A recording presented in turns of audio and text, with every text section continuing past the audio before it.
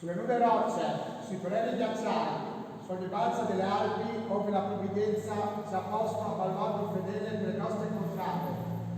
Noi, purificati dal dovere pericolosamente compiuto, rendiamo l'anima a te, o Signore, che protegge le nostre mamme, le nostre spose, i nostri figli e fratelli lontani e ci aiuta ad essere degni della gloria dei nostri avi. Dio Onnipotente, che governa tutti gli elementi, salva noi, armati come siamo di fede e di amore. Salvaci dal gelo implacabile, dai vortici della tormenta, dall'impeto della valanga. Fa che il nostro piede posi sicuro sulle creste vertiginose, sulle dritte pareti ove i crepacci insidiosi. Rendici forti a difesa della nostra patria, della nostra bandiera e della nostra millenaria civiltà cristiana.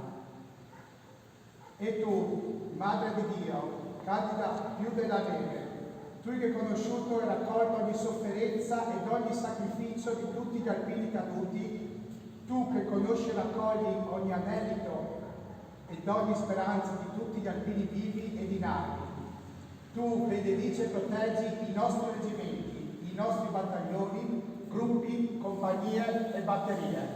Amen. Tutti riposo!